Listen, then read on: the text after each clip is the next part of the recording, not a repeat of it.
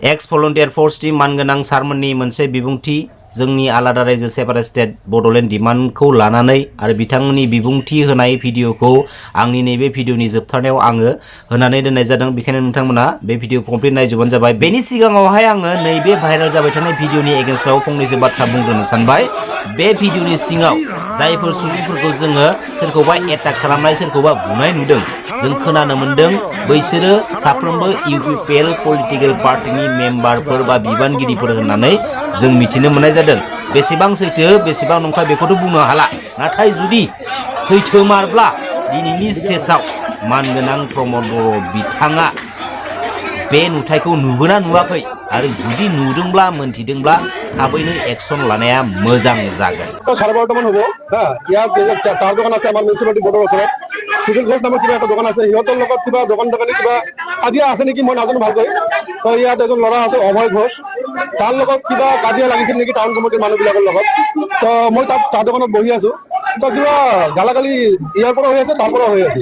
পিছত দেখিলো এই অফিচৰ সন্মুখৰ পৰা কেইজনমান ল'ৰা মাস্ক লগাই কিনি বড় ল'ৰা গোটেইবিলাক 8-10জন 15জন মান হ'ব, সিহঁতে গৈ কিনি তাত যা পাইছে হাতত লৈ কিনি লাঠি জং পাইছে লৈ কিনি ল'ৰাবিলাকক পুৰা এটেক মাথা ফাটাইছে। মই কি কৰিছো তাৰ আগৰ পৰাই মই মোবাইলটো ওলাই কিনি ভিডিঅ' কৰি আছিলো। তাৰপিছত সিহঁতকতো মাৰি আছিলে বেয়াকৈ, বহুত বেয়া অৱস্থা মাৰপিটটো এনেকুৱা আৰু।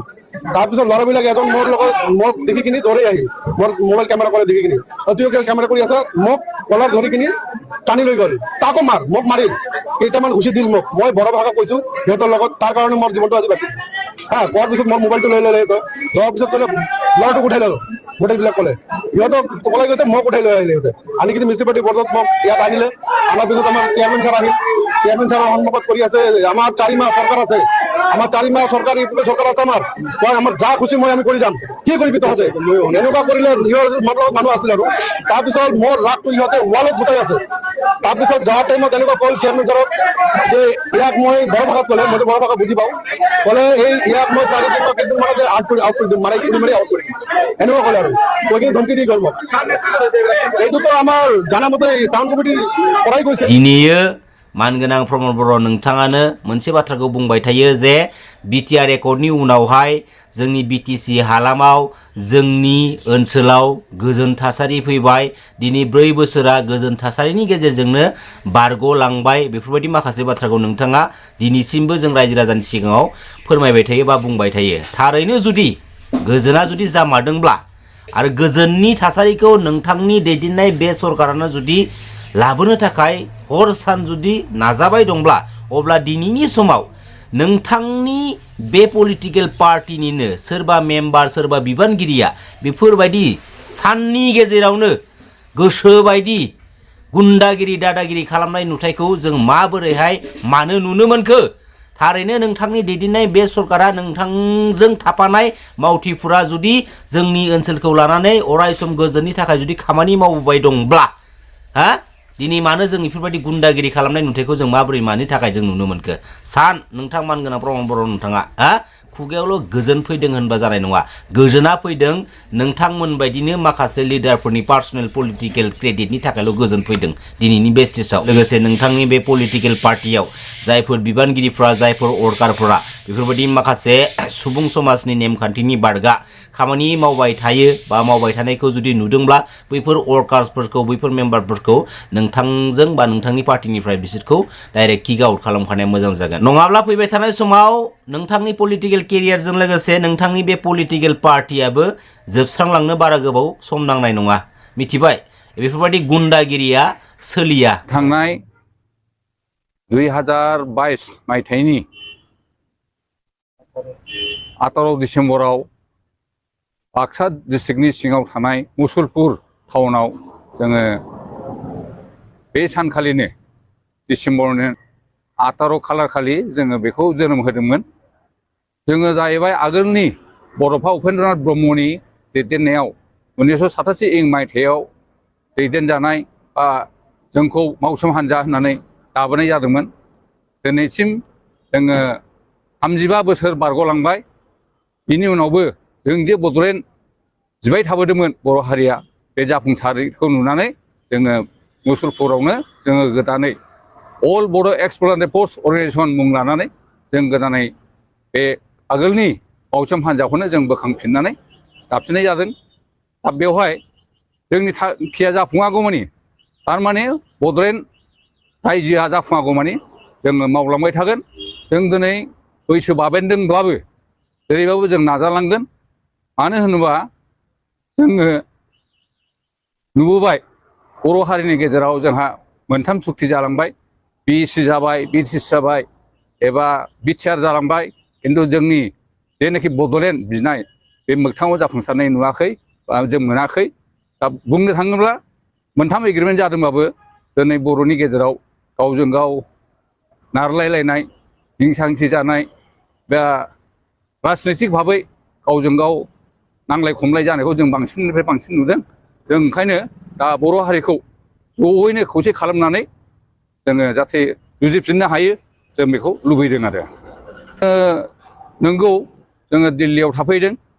नै जों दा दिल्लीयाव थानानैनो अफिसियेल खामानिखौ जोङो प्रसेस खालामगासिनो दङ। मानो होनोबा जोङो 14 थारिखनिफ्रायनो थाफैदों बेवहाय आरो जोंनि माखासे जोंहा लेङाइ आफादगिरि आरो नेहाथारि बिथांमोनहा 6 थारिखनिफ्रायनो बेवहाय थाफैदों डिसेम्बरनि।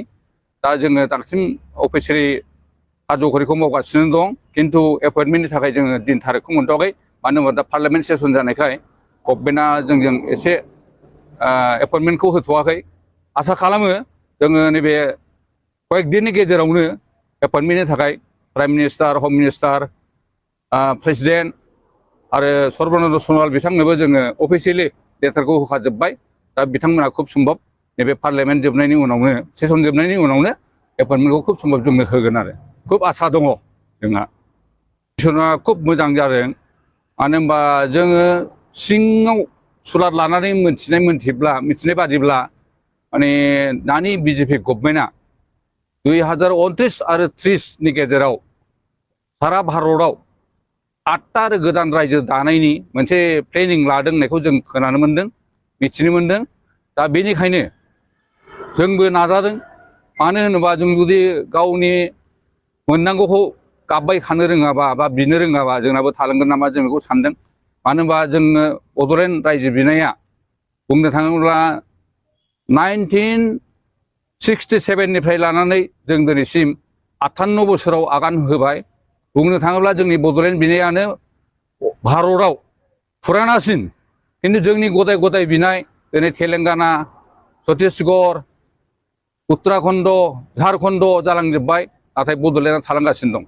ओंखायनो जों सानदों जों जुदि बिनो रोङाबा बा गाबखांनो रोङाबा जोंनाबो थालांनो हागौ।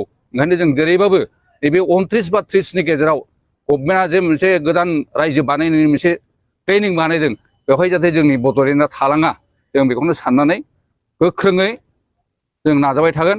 आरो बेनिखायनो आं दिनै खावलायनो लुबैदों नैबे गोदान दिल्लीनिफ्राय जाहाथे जोंनि BTCनि सिङाव थानाय जेसेबांनाखि पलिटिकेल हान्जाफोर दङ बा जेसेबांनाखि ससियेल अर्गानाइजेसन दङ, जों गासिबो जोंनि माखासे बाथ्राफोरखौ लानानै जाहाथे हिंसा हिंसि जालायलाया, राजनितिकबाबो जाहाथे नारा नाथा जालायलाया, जों जाहाथे बड'लेण्ड मोनसान्दि ज'यैनो खौसेयै जाहाथे खामानि मावनो हायो जों बेखौ खावलायो।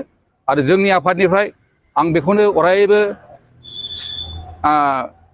खुलुमहरगोन जाहाथे राजनितिक भाबै थाथ'लायनानै जोङो जाहाथे खौसेयैनो जाहाथे जों बड'लेण्डखौ मोगथाङाव जाहाथे लाबोनो हायो आरो बड'फा उपेन्द्रनाथ ब्रह्मनि सिमाङा जाहाथे मोगथाङाव फैयो। जों बेखौनो आफादनि जानानै आं दिनै आफादगिरि हिसाबै बेखौनो खावलायनो लुबैदों आरो खुलुमहरो। जाहाथे धोरोमजों धोरोम फारागफोरखौ दोनथ'लायनानै जाहाथे बयबो नाजायो आरोखि।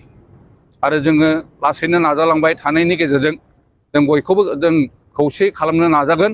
बेवहाय जाहाथे जोंखौ खुनु गाज्रि मोना। आरो बेनिफ्राय जोंबो जेसेबांखि आफाद जाया मानो बयखौबो ज' जानानै जाहाथे फैयो।